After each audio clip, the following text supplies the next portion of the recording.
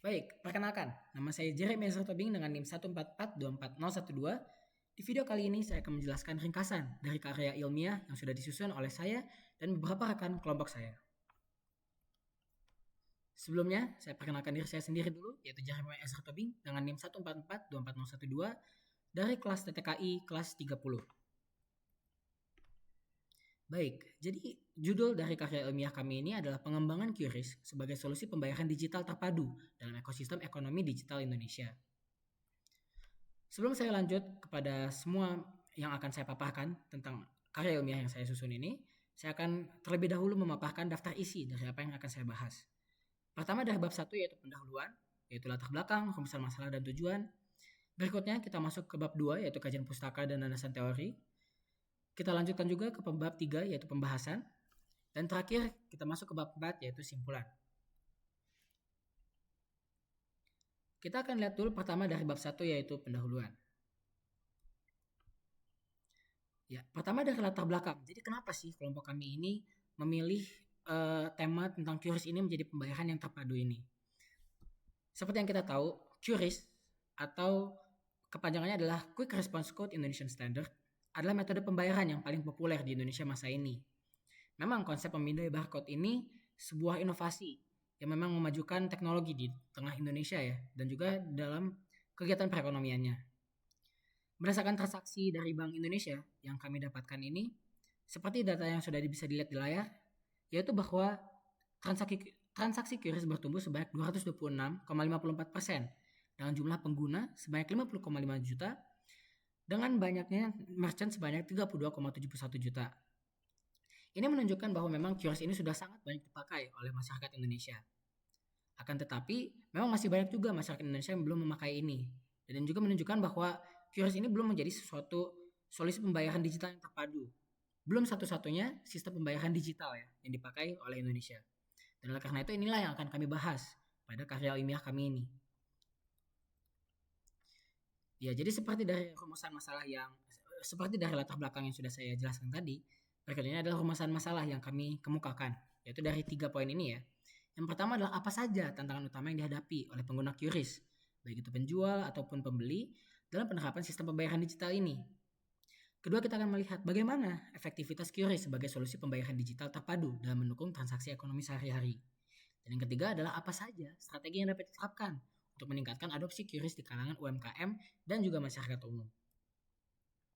Dan membahas rumusan masalah tadi, berikut ini juga tujuan dari penelitian kami, yaitu yang pertama, mengidentifikasi tantangan utama, yang kedua, mengetahui seberapa efektif QRIS sebagai sistem pembayaran, dan ketiga adalah merumuskan strategi yang dapat diterapkan untuk mendorong penggunaan QRIS secara lebih luas dan berkelanjutan.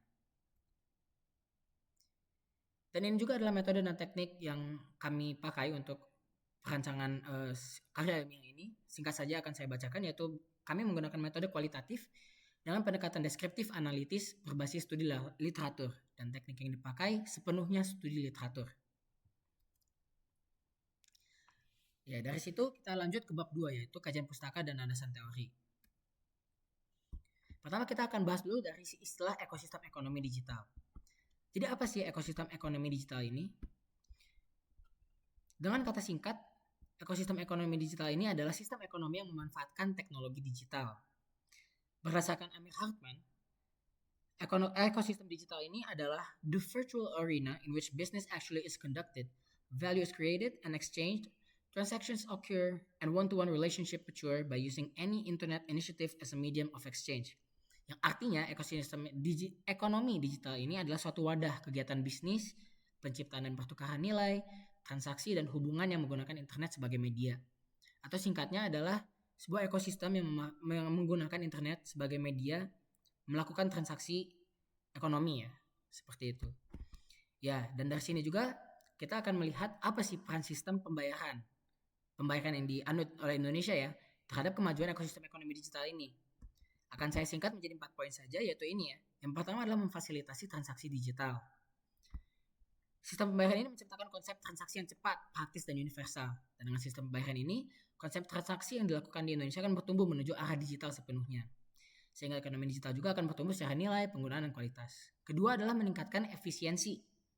Dengan proses pembayaran digital yang meningkatkan efisiensi ini, akan ada sistem yang terkumpul dalam satu wadah. Dan efisiensinya juga akan mendorong berbagai perusahaan untuk memanfaatkan sistem ekonomi digital. Yang ketiga adalah meningkatkan keamanan. Berbagai lapisan keamanan seperti enkripsi, autentikasi dua faktor, dan fraud detection system sudah membuat wadah ekonomi digital yang aman dengan risiko keamanan yang rendah. Dan yang terakhir adalah menciptakan ekosistem terintegrasi. Seperti judul yang sudah kami buat juga, dengan kemajuan sistem terintegrasi dari ekonomi Indonesia ini akan mendorong juga ekosistem ekonomi digital yang lebih terintegrasi juga. Ya, berikutnya kita akan juga melihat dari sisi sistem pembayaran digital. Apa sih sistem pembayaran digital itu? Ya, secara singkat itu sistem pembayaran digital seperti yang sudah ada di layar, yaitu bahwa sistem pembayaran digital adalah sistem pembayaran yang khusus dikembangkan secara elektronik melalui internet. Bisa dianalogikan juga dengan pengertian tadi, ekosistem ekonomi digital, yaitu bahwa sistem pembayaran digital adalah sistem yang dilakukan di dalam lingkup ekosistem ekonomi digital. Nah, di dalam konteks sistem pembayaran digital ini ada dua kata kunci yang menjadi landasan dan juga hal-hal yang menjadi poin utama ya dalam meningkatkan dan juga mencetuskan ekosistem ekonomi digital yang terpadu. Yaitu yang pertama adalah interoperabilitas. Apa sih interoperabilitas ini? Interoperabilitas ini mengacu pada kemampuan berbagai sistem pembayaran yang berbeda untuk berinteraksi dan berfungsi bersama secara mulus. Artinya berbagai sistem pembayaran digital ini bisa bekerja sama secara mulus dan berfungsi secara optimal. Dan yang kedua adalah standarisasi. Standarisasi ini mengacu pada penerapan satu set aturan, protokol, dan format teknis yang seragam yang harus diikuti oleh semua pelaku di ekosistem pembayaran. Ini artinya adalah ada pembuatan standar dalam kegiatan ekonomi yang dilakukan oleh semua sistem pembayaran digital yang sudah ada. Dan itu tentang sistem pembayaran digital ya. Nah, berikutnya kita akan lebih spesifik ke QRIS. Jadi apa sih QRIS dan gimana sejarahnya QRIS? QRIS ini seperti yang tadi sudah dibahas juga, kepanjangannya adalah Quick Response Code Indonesian Standard. Ya. Jadi Bank Indonesia ini meluncurkan suatu sistem pembayaran yang mengembangkan sebuah standar nasional yang mengintegrasikan semua QR Code ke dalam sistem tunggal berjudul QRIS ini. Seperti yang bisa dilihat di layar, bahwa QRIS ini pertama diluncurkan secara resmi pada tanggal 17 Agustus 2019, beriringan juga dengan ulang tahun kemerdekaan Indonesia ya. Nah, singkat saja, mungkin ada berbagai data dan statistik lain yang ada pada karya ilmiah. Namun yang akan saya lebih bahas adalah mengenai kelebihan QRIS ini. Memang apa sih lebihnya QRIS dari sistem pembayaran yang lain? Bisa saya simpulkan menjadi 3 poin ini, yaitu kecepatan transaksi, keamanan, pencatatan transaksi. Kecepatan artinya lebih praktis, sehingga setiap kegiatan bisa dilakukan lebih cepat. Keamanan berarti bahwa memang lebih aman ya, lebih transparan dan juga lebih tertutup secara sistem.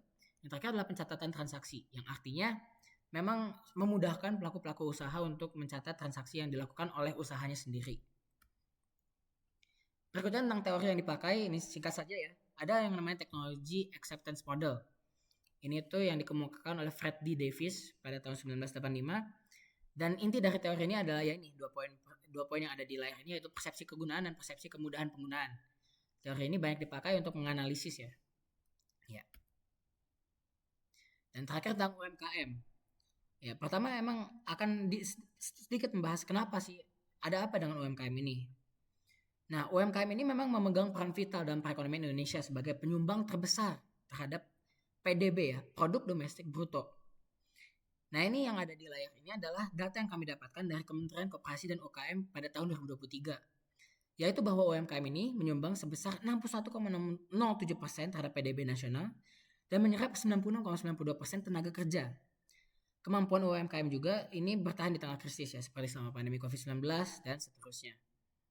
Dan di sini juga kita melihat bahwa dampak dari UMKM ini adalah menurunkan tingkat kemiskinan yang awalnya 9,71% menjadi 9,36%. Ya. Nah, laporan Indef dari tahun 2024 ini menyoroti bahwa hanya 34% UMKM yang sepenuhnya memanfaatkan platform digital. Jadi memang secara keterkaitan UMKM dan juga pembayaran digital itu belum selaras sepenuhnya. Masih sangat sedikit persentase UMKM yang sudah memanfaatkan pembayaran digital ini. Dan memang sebenarnya secara riset juga UMKM yang memakai pembayaran digital ini mengalami pertumbuhan pendapatan sebesar 25-40%.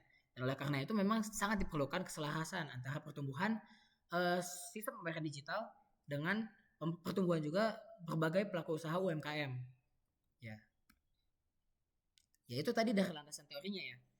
Berikutnya saya akan masuk lebih ke pembahasan dari bab 3 ya. Pertama dari analisis tantangan. Jadi ada 3 sisi yang bisa kita lihat tentang tantangan mengenai judul karya ilmiah kami ini tentang penggunaan QRIS sebagai sistem terpadu. Yaitu yang pertama dari infrastruktur dan aksesibilitas. Ini berarti bahwa memang sejauh ini tuh masih ada keterbatasan infrastruktur digital di wilayah tertentu di Indonesia. Sehingga Indonesia secara holistik belum bisa memanfaatkan sistem pembayaran digital yang terpadu ini. Nyambung juga ke poin kedua yaitu aksesibilitas terhadap perangkat digital. Memang belum semua masyarakat memiliki akses ya terhadap perangkat digital. Dan oleh karena itu menganut pembayaran digital yang terpadu menjadi tantangan ya untuk dilakukan di Indonesia. Dan yang terakhir dari biaya implementasi. Biaya implementasi ini lebih banyak mempengaruhi pelaku usaha mikro ya, yang dianggap sebagai beban, sehingga masih banyak juga pelaku usaha yang memilih untuk tidak memakai pembayaran digital ya. Ya. Pertama dari sisi tantangannya, dari yang tadi itu. Sekarang berikutnya dari persepsi dan perilaku pengguna. Berdasarkan analisis yang kami lakukan dan juga data-data yang kami dapatkan, bisa kami simpulkan menjadi 3 poin ini, yaitu kurang kepercayaan masyarakat. Jadi masih banyak masyarakat yang belum percaya dengan sistem ini. Yang kedua adalah kebiasaan penggunaan uang tunai. Jadi kebiasaan ini kan sudah mengakar ya di Indonesia selama bertahun-tahun, sehingga untuk mengalihkan kebiasaan ini kepada kebiasaan baru pada pembayaran digital terpadu ini menjadi tantangan.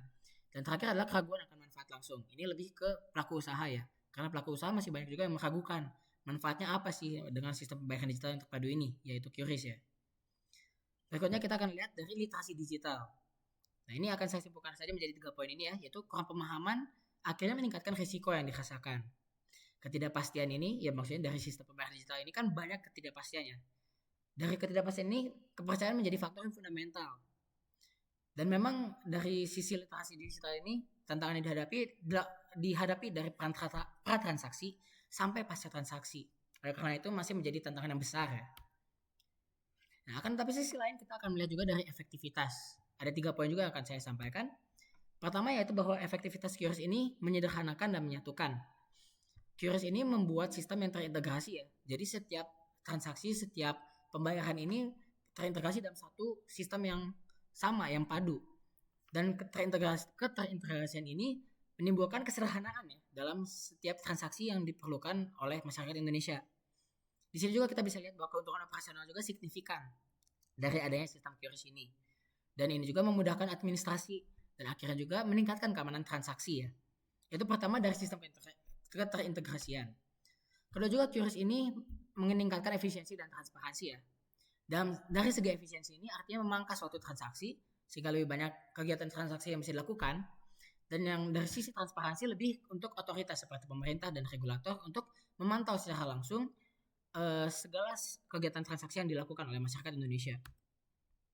Dan terakhir dari tingkat penggunaan aktual. Tingkat penggunaan aktual ini kami daftarkan data dari seperti yang tadi di bab 2 sudah dibahas. Ya singkat saja ya, peningkatan penggunaan dan volume transaksi memang maju signifikan. Akan tetapi sisi lain, tingkat adopsi juga belum mencapai setengah dari populasi Indonesia. Oleh karena itu tingkat penggunaan aktual ini masih bersifat relatif ya, masih di antara gitu. Nah, jadi dari situ kami sudah rumuskan 3 rekomendasi strategi. Bisa dilihat dari sisi masyarakat umum, untuk pelaku UMKM dan juga pemerintah dan regulator. Ya, pertama untuk masyarakat umum ya. Jadi apa sih yang bisa kita lakukan untuk mengarahkan QRIS ini sebagai sistem yang terpadu? Pertama dengan edukasi dan sosialisasi yang jelas untuk masyarakat. Yang kedua adalah dengan menawarkan insentif dan promo menarik yang akan mendorong masyarakat. Lalu ketiga adalah penguatan infrastruktur dan aksesibilitas sehingga lebih banyak lagi masyarakat yang bisa memanfaatkan dan mendapatkan fungsi secara optimal. Dan yang terakhir adalah kolaborasi multi pihak. Seperti itu untuk masyarakat umum. Berikutnya untuk pelaku UMKM. Ada 3 poin besar yang bisa dilakukan. Yang pertama yang adalah edukasi dan pendampingan teknis. Edukasi dan pendampingan ini bisa dilakukan secara langsung ya, sehingga pelaku UMKM bisa lebih paham dengan cara-cara dengan berbagai metode, sehingga mereka akan terdorong lebih ke arah penggunaan QRIS ini. Kedua adalah dengan penyediaan sarana pendukung. Dengan adanya sarana pendukung ini, semakin banyak orang akan lebih terdorong ya, karena mereka merasa didukung, ada mendapat bantuan dalam melakukan kegiatan mereka. Dan yang terakhir adalah kolaborasi multi pihak, seperti yang tadi untuk masyarakat ya. Dan terakhir untuk pemerintah dan regulator. Apa sih yang bisa dilakukan oleh pemerintah dan regulator? Untuk pemerintah bisa mencetuskan kebijakan inklusi keuangan digital. Dan untuk regulator bisa menawarkan berbagai insentif. Jadi sama aja pemerintah sebagai pemegang kebijakan bisa mendorong masyarakat untuk melakukan lebih banyak transaksi digital ini dengan membuat kebijakan, sedangkan regulator bisa menawarkan insentif yang menarik perhatian masyarakat untuk lebih menggunakan QRIS sebagai sistem terpadu. Ya, berikut itu semua pembahasannya. Jadi simpulannya adalah bahwa memang masih ada banyak tantangan yang dihadapi untuk mencapai penggunaan QRIS ini sebagai sistem terpadu. Akan tetapi dari sisi efektivitas juga sebanding masih banyak yang ditawarkan oleh QRIS yang akhirnya bisa memajukan kehidupan Indonesia dan juga masyarakat Indonesia. Oleh karena itu dari semua tadi kami sudah rumuskan beberapa rumusan masalah tadi itu yang bisa dipakai dan yang bisa kita kembangkan sehingga tercapai tujuan kita untuk menggunakan QRIS sebagai sistem pembayaran terpadu ini. Sekian presentasi video dari saya. Semoga jelas. Terima kasih Ibu Sira dan terima kasih teman-teman. Terima kasih.